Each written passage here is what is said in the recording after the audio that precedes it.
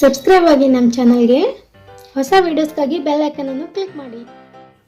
Hi friends, ಎಲ್ಲರಿಗೂ ನಮಸ್ಕಾರ. ಲಕ್ಷ್ಮಿ ಪಾಕಶಾಲೆ ಕಾರ್ಯಕ್ರಮಕ್ಕೆ ಸ್ವಾಗತ. ಇವತ್ತು ನೋಡಿ ಕ್ರಿಸ್ಪಿ ಆಗಿರೋ ಉದ್ದಿನ ವಡ ಮಾಡೋದು ಯಾವ ರೀತಿ ಅಂತ ತೋರಿಸ್ತೀನಿ. ಹೊರಗಡೆಯಿಂದ ಕ್ರಿಸ್ಪಿ ಆಗಿರುತ್ತೆ, ಒಳಗಡೆ ತುಂಬಾ ಸಾಫ್ಟ್ ಆಗಿ ಬಂದಿರುತ್ತೆ ಫ್ರೆಂಡ್ಸ್. ಮತ್ತೆ ಎಷ್ಟೋ ಜನಕ್ಕೆ ವಡ ಮಾಡ್ತಾರೆ, ಅದನ್ನ ಎಣ್ಣೆಲಿ ಬಿಡೋಕೆ ಬರಲ್ಲ, ಅಂಥವ್ರಿಗೂ ಕೂಡ ತುಂಬಾ ಹೆಲ್ಪ್ ಆಗುತ್ತೆ ಈ ವಿಡಿಯೋ. ತುಂಬಾ ಅಂದ್ರೆ ತುಂಬಾ ಚೆನ್ನಾಗಿರುತ್ತೆ ಫ್ರೆಂಡ್ಸ್. ಖಂಡಿತ ನೀವು ಒಂದ್ಸಲ ಟ್ರೈ ಮಾಡಿ ನೋಡಿ. ಓಕೆ, ಇವಾಗ ಉದ್ದಿನ ವಡ ಮಾಡೋದಕ್ಕೆ ಬೇಕಾಗಿರುವಂತ ಸಾಮಗ್ರಿಗಳು ನೋಡೋಣ. ಮೊದಲೇದಾಗಿ ಫ್ರೆಂಡ್ಸ್, ಇಲ್ಲಿ ನಾನು 250 ಗ್ರಾಮ್ನಷ್ಟು ಉದ್ದಿನ ಬೇಳೆನ ಒಂದು 4 ರಿಂದ 5 ಗಂಟೆ ನೀರಲ್ಲಿ ನೆನೆಸ್ಬಿಟ್ಟಿಟ್ಕೊಂಡಿದ್ದೀನಿ. ರುಚಿಗೆ ತಕ್ಕಷ್ಟು ಉಪ್ಪು, ಒಂದು 2 ರಿಂದ 3 ಹಸಿರು ಮೆಣಸಿನಕಾಯಿನ ಸಣ್ಣದಾಗಿ ಹೆಚ್ಚಿಬಿಟ್ಟಿಟ್ಕೊಳ್ಳಿ. ಒಂದು ಸ್ವಲ್ಪ ಹಸಿ ಕೊಬ್ಬರಿನೂ ಕೂಡ ಸಣ್ಣದಾಗಿ ಕಟ್ ಮಾಡಿ ಇಟ್ಕೊಂಡಿದ್ದೀನಿ. ಒಂದು ಸ್ವಲ್ಪ ಶುಂಠಿನ ಸಣ್ಣದಾಗಿ ಹೆಚ್ಚಿಟ್ಕೊಳ್ಳಿ. ನಂತರ ಒಂದು ಮೀಡಿಯಂ ಸೈಜ್ ಈರುಳ್ಳಿನ ಸಣ್ಣದಾಗಿ ಕಟ್ ಮಾಡಿಬಿಟ್ಟು ಇಟ್ಕೊಂಡಿದ್ದೀನಿ. ಒಂದು ಸ್ವಲ್ಪ ಕೊತ್ತಂಬರಿ ಸೊಪ್ಪು ತಗೊಳ್ಳಿ. ಅದಾದ ನಂತರ ಒಂದು ಸ್ವಲ್ಪ ಕರಿಬೇವಿನ ಸೊಪ್ಪು ತಗೊಂಡಿದ್ದೀನಿ. ಇದನ್ನ ಕರಿಯೋದಕ್ಕೆ ಎಣ್ಣೆ. ಓಕೆ ಫ್ರೆಂಡ್ಸ್, ಇವಾಗ ಇದನ್ನ ಮಾಡೋ ವಿಧಾನ ನೋಡೋಣ. ಮೊದಲೇದಾಗಿ ಒಂದು ಮಿಕ್ಸಿ ಜಾರ್ ತಗೊಳ್ಳಿ. ಇದಕ್ಕೆ ಇವಾಗ ನೆನೆಸಿದಂತಹ ಉದ್ದಿನ ಬೇಳೆ ಹಾಕೊಳ್ಳೋಣ. ಈ ಉದ್ದಿನ ಬೇಳೆನ ಫ್ರೆಂಡ್ಸ್ ಒಂದು 4 ರಿಂದ 5 ತಾಸು ನೆನೆಸಿದ್ರೆ ವಡ ತುಂಬಾ ಚೆನ್ನಾಗಿ ಬರುತ್ತೆ. ಇದಕ್ಕಿವಾಗ ನೀರೇನು ಸೇರ್ಸಕ್ ಹೋಗ್ಬಾರ್ದು, ಹಾಗೇನೆ ಗ್ರೈಂಡ್ ಮಾಡ್ಕೊಳ್ಳಿ. ಓಕೆ ನೋಡಿ, ಇವಾಗ ನಾನು ಈ ರೀತಿಯಾಗಿ ಗ್ರೈಂಡ್ ಮಾಡಿ ಇಟ್ಕೊಂಡಿದ್ದೀನಿ. ಆದಷ್ಟು ಫ್ರೆಂಡ್ಸ್ ಇದನ್ನ ನೈಸಾಗಿ ರುಬ್ಕೊಳ್ಬೇಕು. ಇದನ್ನ ಇವಾಗ ತೆಗೆದ್ಬಿಟ್ಟು ಒಂದು ಮಿಕ್ಸಿಂಗ್ ಬೌಲ್ಗೆ ಹಾಕೊಳ್ಳೋಣ.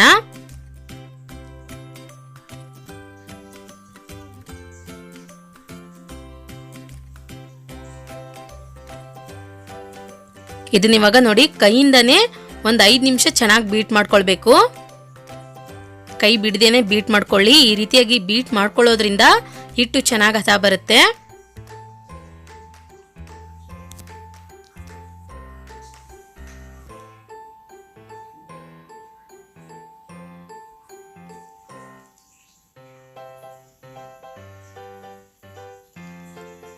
ನಂತರ ನೋಡಿ ಇವಾಗ ಇದಕ್ಕೇನೆ ಸಣ್ಣದಾಗಿ ಕಟ್ ಮಾಡಿರುವಂತಹ ಈರುಳ್ಳಿ ಹಾಕೊಳ್ಳೋಣ. ಸಣ್ಣದಾಗಿ ಕಟ್ ಮಾಡಿರುವಂತಹ ಕೊತ್ತಂಬರಿ ಸೊಪ್ಪು ಹಾಕೊಳ್ಳಿ. ಹೆಚ್ಚಿರುವಂತಹ ಹಸಿರು ಮೆಣಸಿನಕಾಯಿ, ಕಟ್ ಮಾಡಿರುವಂತಹ ಹಸಿ ಕೊಬ್ಬರಿ, ನಂತರ ಶುಂಠಿ, ಕರಿಬೇವಿನ ಸೊಪ್ಪನ್ನ ಕೈಯಿಂದಾನೆ ಚೆನ್ನಾಗಿ ಕಟ್ ಮಾಡಿಬಿಟ್ಟು ಹಾಕೊಳ್ಳಿ.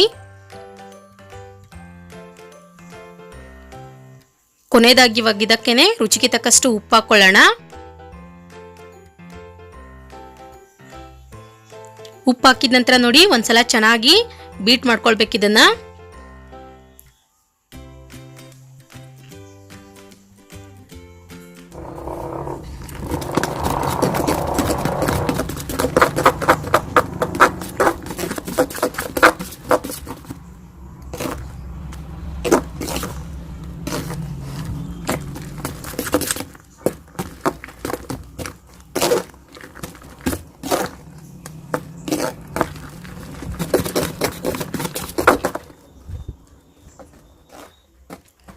ಓಕೆ ನೋಡಿ, ಇವಾಗ ನಾನಿಲ್ಲಿ ಈ ರೀತಿಯಾಗಿ ಚೆನ್ನಾಗಿ ಕಲಸ್ಬಿಟ್ಟಿಟ್ಕೊಂಡಿದ್ದೀನಿ. ಇದನ್ನ ಇವಾಗ ಮಾಡೋ ವಿಧಾನ ನೋಡೋಣ ಫ್ರೆಂಡ್ಸ್.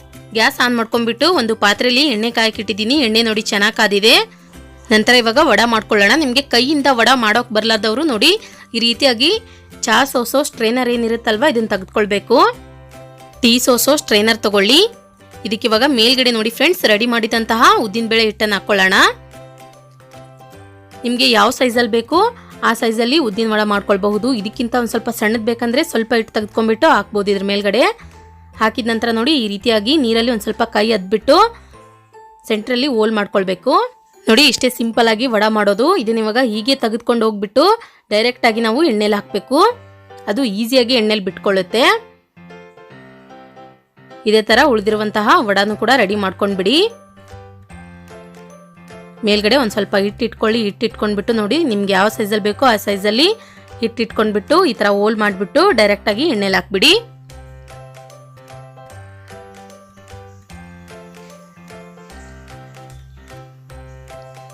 ಖಂಡಿತ ಫ್ರೆಂಡ್ಸ್ ನೀವು ಕೂಡ ಈ ತರ ಟ್ರೈ ಮಾಡಿ ನೋಡಿ, ತುಂಬಾ ಚೆನ್ನಾಗಿ ಬರುತ್ತೆ ವಡ.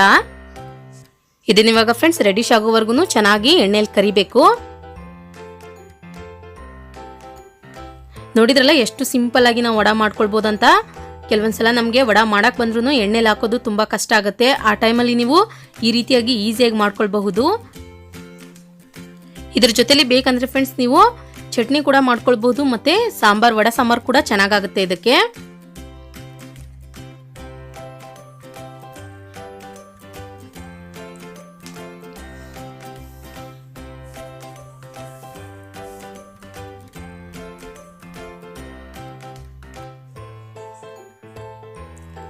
ಓಕೆ ನೋಡಿ ಫ್ರೆಂಡ್ಸ್, ಇವಾಗ ಇದು ಪೂರ್ತಿಯಾಗಿ ಕಲರ್ ಚೇಂಜ್ ಆಗಿದೆ.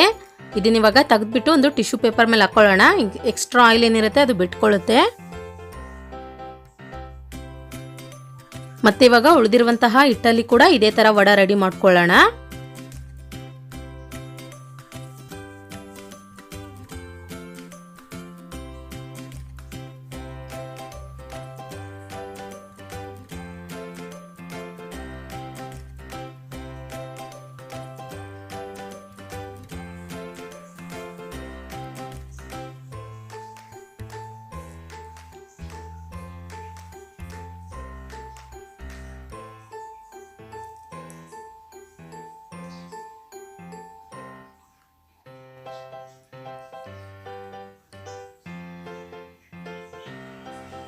ಓಕೆ ನೋಡಿ ಫ್ರೆಂಡ್ಸ್, ಇವಾಗ ಇದನ್ನು ಅಷ್ಟೇ ಕಲರ್ ಚೇಂಜ್ ಆಗಿದೆ. ತೆಗೆದ್ಬಿಟ್ಟು ಒಂದು ಟಿಶ್ಯೂ ಪೇಪರ್ ಮೇಲೆ ಹಾಕೊಳ್ಳಿ. ಓಕೆ ಫ್ರೆಂಡ್ಸ್, ನಾನು ನಿಮ್ಗೆ ಇವಾಗ ತೋರಿಸ್ತೀನಿ ಇದು ಒಳಗಡೆ ಯಾವ ರೀತಿಯಾಗಿ ಕ್ರಿಸ್ಪಿ ಆಗಿದೆ ಅಂತ. ನೋಡಿ, ಮೇಲ್ಗಡೆಯಿಂದ ಎಷ್ಟು ಕ್ರಿಸ್ಪಿಯಾಗಿ ಬಂದಿದೆ, ಒಳಗಡೆ ಕೂಡ ಅಷ್ಟೇ ಸ್ಮೂತ್ ಆಗಿ ಕೂಡ ಇರುತ್ತೆ.